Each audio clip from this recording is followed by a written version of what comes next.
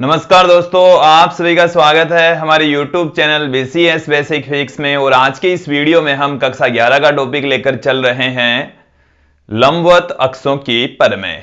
हम NCERT की जो पाठ्य पुस्तक है उसका 7 चैप्टर है कणों का निकाय एवं घूर्णन गति, उसका एक टॉपिक लेकर चल रहे हैं। देखिए दोस्तों, जड़त्व आघूर्णों की दो परमें हैं, लंबवत अक्षों की परमें तथा समांतर अक्षों की परमें।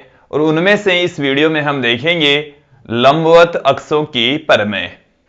लंबवत अक्षों की परमें है क्या, इसका स्टेटमेंट सुन लीजिए पहले, फिर इसका हम प्रूफ देखेंगे। देखिए, लंबवत अक्षों की परमें किसी समतल पटल के लिए लागू होती है, अर्थात ऐसे पिंड के लिए लागू होती है जिसकी मोटाई बहुत कम हो, उसी पर ही समतल लंबवत अक्षों की परमें अप्लाई होगी। स्टेटमेंट क्या है सुन लीजिए कि किसी समतल पटल के लंबवत अक्ष के सापेक्ष जड़त्व आघूर्ण का मान समतल पटल में मौजूद लंबवत अक्षों के जड़त्व आघूर्णों के बराबर होता है। एक बार फिर से सुन लीजिए कि जो जड़त्व आघूर्ण है वो समतल पटल के लंबवत अक्ष के रेस्पेक्ट है और उसका मान है वो समतल पटल में मौजूद लंबवत अक्षों के सापेक्ष जड़त्व आघूर्णों के योग के बराबर होता है। यह है लंबवत अक्षों की परमें। इसका हम स्टेटमेंट यहां पर पुट करेंगे, फिर उसका हम प्रूफ यहां पर देखने वाले हैं।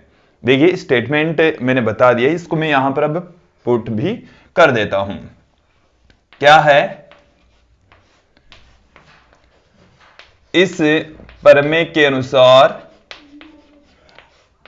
इस परमें के अनुसार यह परमें हमें क्या बताती है, इस प्रमेय के अनुसार किसी समतल पटल, किसी समतल पटल, समतल पटल के, समतल पटल के लंबवत, लंबवत अक्ष के सापेक्ष, लंबवत अक्ष के सापेक्ष जड़त्व आघूर्ण का मान, जड़त्व आघूर्ण का मान समतल में, समतल में, समतल में उपस्थित, समतल जो है पटल है उसमें उपस्थित लंबवत अक्षों, लंबवत अक्षों के सापेक्ष, लंबवत अक्षों के सापेक्ष जड़त्व आघूर्णों के योग के बराबर होता है। जड़त्व आघूर्णों के योग के बराबर होता है, के योग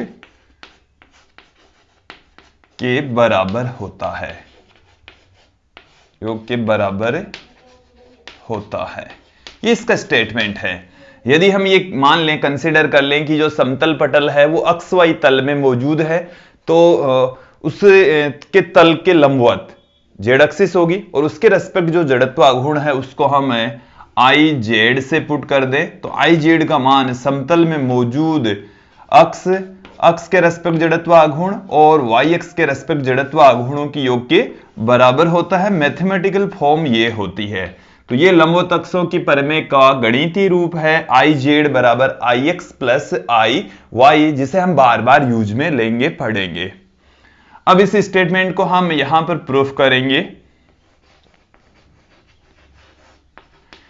देखिए दोस्तों, क्या है इसका प्रूफ। इसके लिए हम एक डायग्राम का निर्माण करेंगे, उस डायग्राम की सहायता से यहां पर हम उसको प्रूफ करने वाले हैं।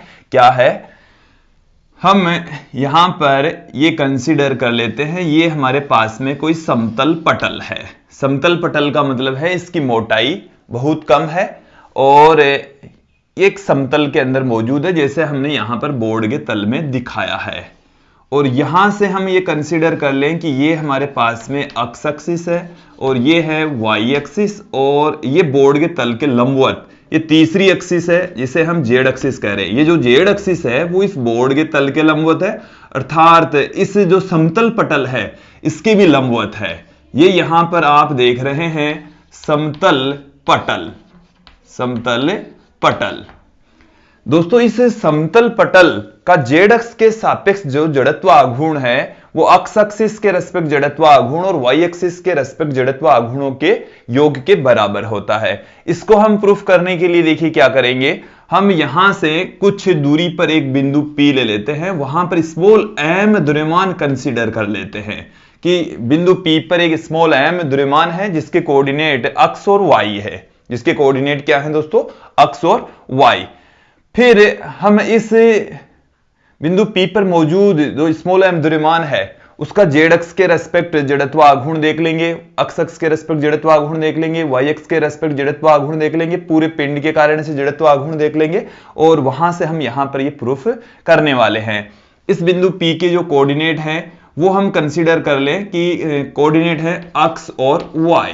एक्स और वाई कोऑर्डिनेट है, इसका मतलब है कि यहां से यहां तक की जो डिस्टेंस है ये तो है x और यहां से यहां तक की जो डिस्टेंस है वो है y और जेड एक्सिस से इसकी जो डिस्टेंस है वो हम कंसीडर कर लेते हैं, वो कितनी है, r है। ये हमने कंसीडर कर लिया है इतना। फिर इसी के आधार पर ही हम इस प्रमेय को प्रूफ करेंगे।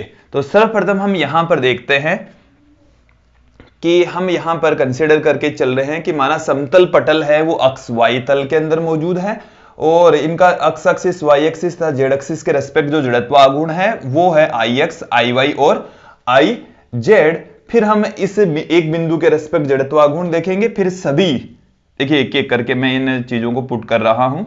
देखिए माना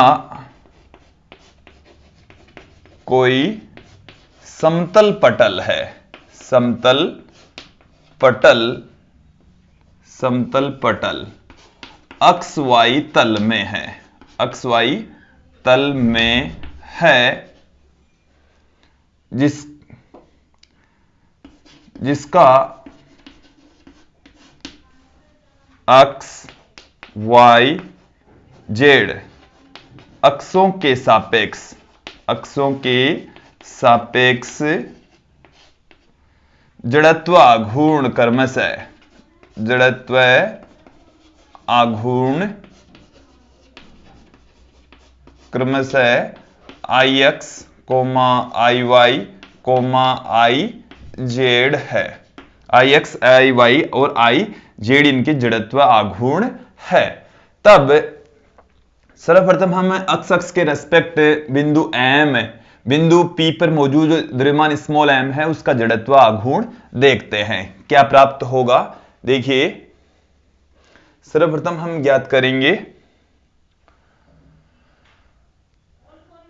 बिंदु P पर स्थित स्मॉल m द्रव्यमान के कारण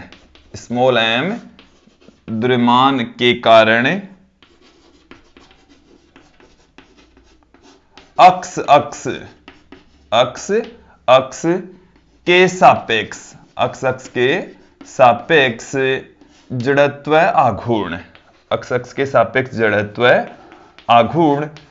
अक्ष के सापेक्ष जड़त्व आघूर्ण क्या हो जाएगा, एक्स अक्ष के रेस्पेक्ट जो जड़त्व आघूर्ण है वो हमारे पास में प्राप्त होगा m इंटू वाई स्क्वायर, क्योंकि एक्स अक्ष से इसकी जो दूरी है वो है y, तो m द्रव्यमान आ गया और एक्स एक्सिस से इस पिंड की जो दूरी है वो y है तो y का स्क्वायर आ गया, क्योंकि जड़त्व आघूर्ण होता है कण का द्रव्यमान तथा जिस अक्ष के रेस्पेक्ट आप जड़त्व आघूर्ण फाइंड आउट करें उस अक्ष से उस कण की दूरी का वर्ग। तो यहां पर y है दूरी, तो दूरी का वर्ग हो जाएगा m इंटू वाई स्क्वायर। तो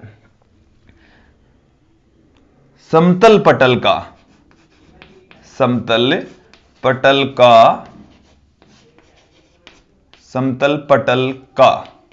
एक्स अक्ष के सापेक्ष जड़त्व आघूर्ण, एक्स अक्ष के सापेक्ष जड़त्व आघूर्ण, एक्स अक्ष के रेस्पेक्ट जो जड़त्व आघूर्ण है वो हमारे पास में यहां पर आ गया, उसको हम आई अक्ष से पुट कर दे जो कि समेशन कर देते हैं m इंटू वाई स्क्वायर का। तो ये हमारे पास में आ गया है अक्ष अक्ष के रेस्पेक्ट जड़त्व आघूर्ण, ये तो किसी एक कण का जड़त्व आघूर्ण है अक्ष अक्ष के respect m into Y square, और सभी कणों के कारण जो समतल पटल में मौजूद सभी कण है उनका जड़त्व आघूर्ण हो जाएगा आई एक्स बराबर summation m into Y square. तो ये आ गया है अक्ष अक्ष के रेस्पेक्ट समतल पटल के सभी कणों का जड़त्व आघूर्ण आई एक्स बराबर समेशन m वाई स्क्वायर। इसी प्रकार आप देखेंगे, इसी प्रकार देखिए, इसी प्रकार y अक्ष के सापेक्ष, y अक्ष के सापेक्ष समतल पटल का जो जड़त्व आघूर्ण है उसको हम आई वाई से पुट कर दें, आई वाई, और उसकी जो डिस्टेंस है कण की, किसी एक कण की तो डिस्टेंस है अक्ष, तो m इंटू अक्ष स्क्वायर, और सभी कणों के लिए समेशन हम पुट कर देंगे दोस्तों। फिर हम बात करते हैं z अक्ष के सापेक्ष जड़त्व आघूर्ण, z अक्ष के सापेक्ष जड़त्व आघूर्ण, तो z अक्ष के रेस्पेक्ट जो जड़त्व आघूर्ण है उसको हम आई जेड से पुट कर दें, जो कि समेशन, यहां से आप देखेंगे इस कण का जड़त्व आघूर्ण कितना होगा z अक्ष के रेस्पेक्ट, z अक्ष से इस तरीके से बोर्ड के तल के लंबवत, यहां से यहां तक की जो दूरी है वो हमने कंसीडर कर रखी है स्मॉल r, तो एक कण का तो हो जाएगा m इंटू आर स्क्वायर, और सभी कणों के लिए समेशन हम पुट कर देंगे, तो summation m into R square z अक्ष के रेस्पेक्ट जड़त्व आघूर्ण हो जाएगा। यहां से आप देखेंगे चित्र से आप देख लेंगे कि जो r है, r का जो वर्ग है वो अक्ष स्क्वायर प्लस वाई स्क्वायर के बराबर होगा। ये पाइथागोरस प्रमेय से हमने लिखा है, वाई स्क्वायर अक्ष स्क्वायर प्लस वाई स्क्वायर बराबर आर स्क्वायर, आधार स्क्वायर प्लस लंब स्क्वायर बराबर कर्ण स्क्वायर की फॉर्म में हमने इसको पुट किया है। यहां से आप देखेंगे आई जेड बराबर हमारे पास में है समेशन m आर स्क्वायर की जगह हम पुट कर सकते हैं अक्ष स्क्वायर प्लस वाई स्क्वायर। इससे समेशन m को हम दोनों पर अप्लाई कर दें तो समेशन स्मॉल m अक्ष square plus summation small m Y square, ये m इंटू अक्ष स्क्वायर समेशन की फॉर्म में, ये हमारे पास में है आई वाई, तो ये तो है आई वाई और ये है आई अक्ष, तो इसको हम इस तरीके से भी लिख सकते हैं आई जेड बराबर आई अक्ष प्लस आई वाई। तो ये है हमारे पास में लंबवत अक्षों की प्रमेय, और उसका स्टेटमेंट जो हमने दिया उसको हमने यहां पर प्रूफ किया है कि समतल में मौजूद